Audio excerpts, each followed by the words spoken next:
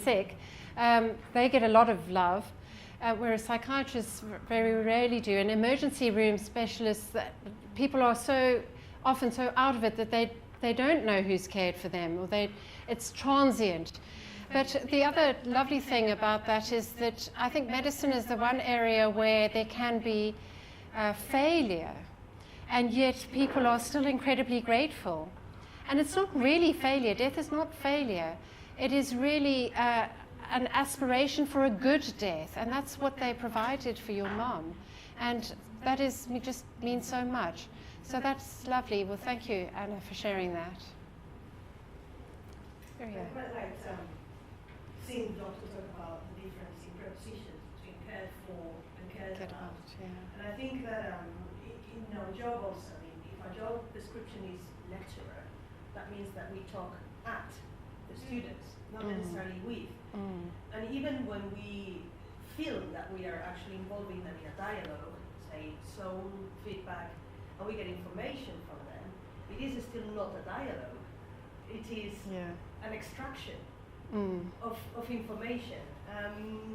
So it's really interesting. I mean, I've been working a little bit and thinking a little bit about that. I've done student interviews, and I was just shocked at how much those interviews gave me.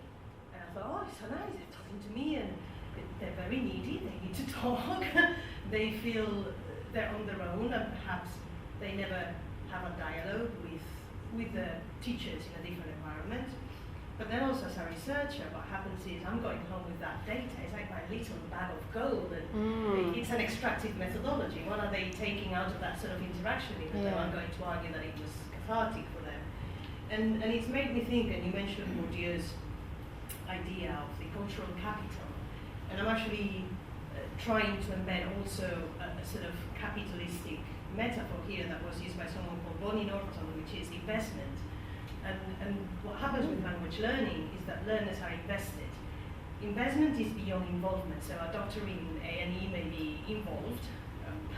Investment is about putting everything of you within the learning. Right. So it's emotional also. Yes. Because of course language learning is perhaps not like learning maths. It's about trying to be yourself. It's about the reaction that they will get towards you because of the way that you communicate, how silly you may feel because you're just like a 2-year-old baby in communication when actually you're a 40-year-old professional back at home and you've got a doctorate, but you don't know English. So it's quite nice, and I think that in all of these, I mean, that communication failure was because she was being talked at, and then she had all of these to say about her experience, which actually could have been solved by the doctor by saying, so we think it's better for you to go home as soon as possible because of this, but what do you think about that?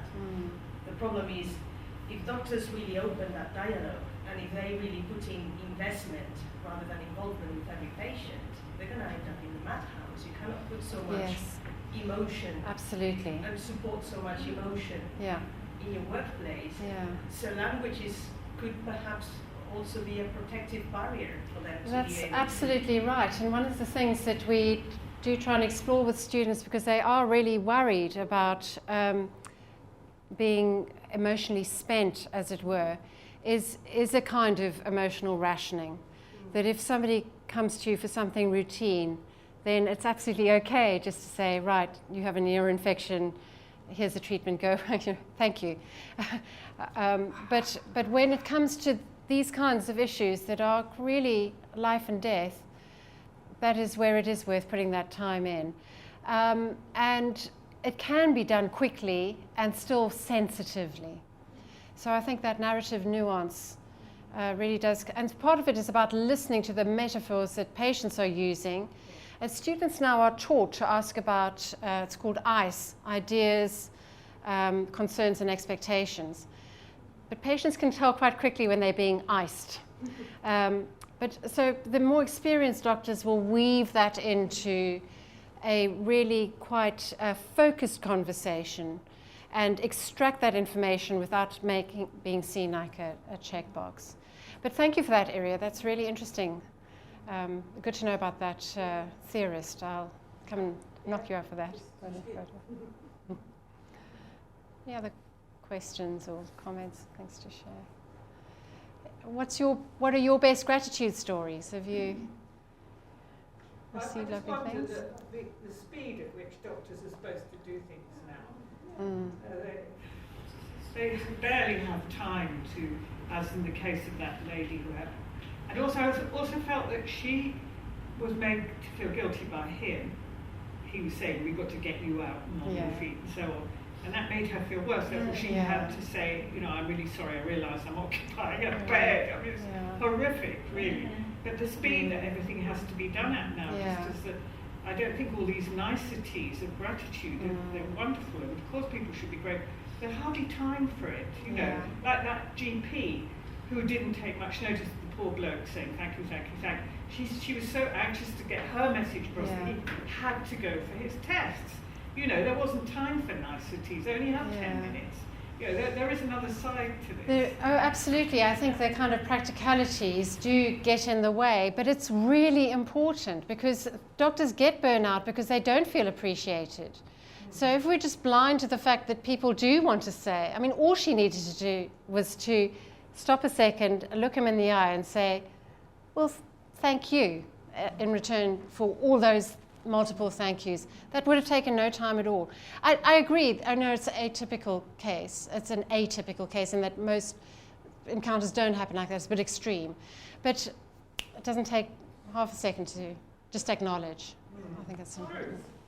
Time is a real issue here. Just talk about the little time they have with their teachers, with their lecturers. If they have questions sometimes after a lecture, something haven't understood, they don't dare ask. Because the lecture will go straight away after the lecture. And actually what they're very appreciative with us is that we have time, most of us, not all of us, depends what time we're here or if we're here all day, but they really appreciate the fact that they can knock on our doors and talk to us. And I have many students coming to see me for a chat, or and often I've been able to actually find out about how poorly a student was feeling and how actually borderline that student was, depressed or not, and be able to let the department know. And so that's a pastoral care role. The pastoral care is absolutely, it's a key factor. I think it's, and I'm not sure we've got this culture here, college, it's not very. Sure. I don't think college. Okay, shall we go this way? See? A couple of years ago I fell over, was taken into A&E, bleeding all over the show, and they checked me, and they kept me 4 hours waiting, but they checked me every half an hour. I was very, very impressed. Then they checked me because I fell on my face, for everything, kept me overnight. The next day I sought out the chief doctor to say how much I appreciate it. She said, I was just doing my job. I found that upsetting. Thank you. But I did manage to get in touch with the ambulance people through well done. somebody I know who works for them, and she looked on the information sheet because I only knew their first names and the time they found me. She found them, emailed them, they emailed back to her, said, I remember her. That is really important because actually emergency response teams are the ones that have the poorest mental health. And often because in times of trauma, people don't do that. They don't keep track of who's treating them and so on. And I think that's incredibly important to do. Emergency. I don't know, I've listened sometimes to the program on Saturday mornings when it's Radio 4. Oh, yes. That one you're able to say thank you. Absolutely. Yes. Sometimes a little bit cheesy, but it's also very moving. It is. It's amazing. Yes, there's some people who haven't been able to say thank you. Who have been helped many years ago. That's right. And have you noticed the proportion of healthcare providers that are actually featuring that? It's huge. Also members of the general public who help someone. Yes. It's an interesting idea. It is. It's lovely. It is quite lovely. It's your point again, and the point that Susan made, but maybe doctors need to know how to accept thanks. Maybe they need to learn. Because I thought with the patient there, in the first clip you showed with the GP, it left him in a sort of position of, not sort of grovelling, but it didn't leave him a good note, did it? I mean, in fact, he said thank you, and she took no notice.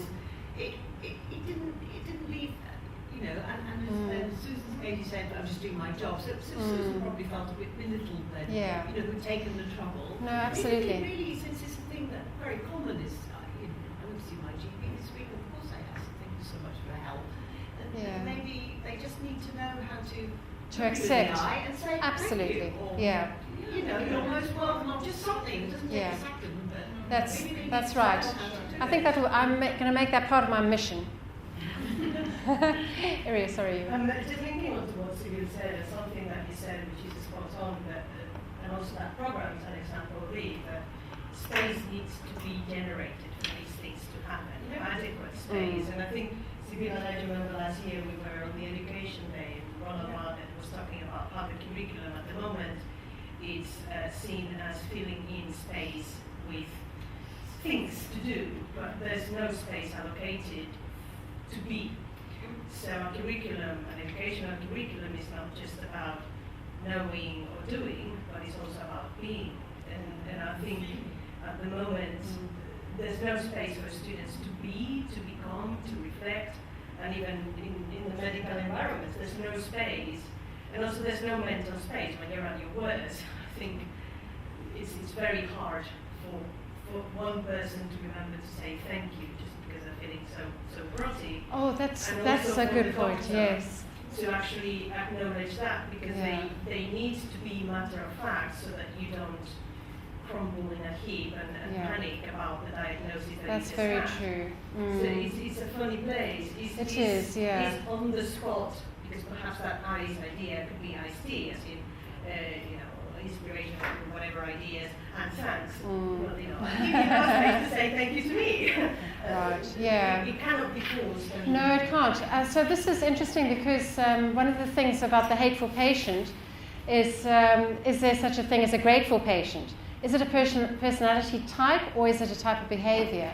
And of course, many people's identities actually change when they're ill. It's well known. When you say, I'm not feeling myself, you really are not feeling yourself. You almost take on a different type of temporary identity. That to me is really interesting, and how it does affect. I mean, nobody's suffering, and I've been clear that it's not a moral obligation to be grateful. But I think perhaps we could say it's more of a moral obligation to accept thanks when it's offered. We can expect that of our healthcare providers and our educators. But you know why it's all part of the national tendency to play one's own contribution down. It's like saying, don't mention it. Yes, yeah. Exactly the same as I do my job. Yeah, I think that's all very well when you've got plenty of other things going on in society, and society post-war was a nicer place. Now horrible things are happening in the world. It's beholden on us to create moments of kindness. I really feel that very strongly. There is a power relation to consider. Yes. Yeah. I mean, my father was a doctor, and I can remember when doctors were really sarcastic. My dad wasn't, I have to say, but they were. When I had my kids, I had my first child, I was very insecure. And this doctor came round with a bunch of students and made a sarcastic remark to make his students laugh at my expense. You know. That's unforgivable. You know, and you're very vulnerable when you've just had your first child. Yeah, and you remember it to this day. That's really sad. Of course, because I wished I'd said you've just broken the Hippocratic Oath. Yeah. How are we doing for time? We'll just stop. What the kids would have said to that? Well, he would ask for an explanation to give me a chance of telling. I wasn't brave enough.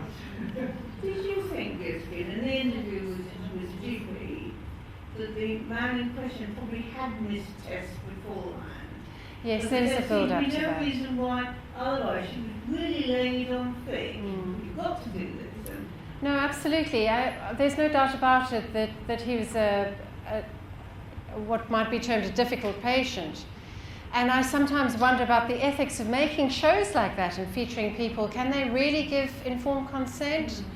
Because he was very vulnerable. Of course, there was a huge build up to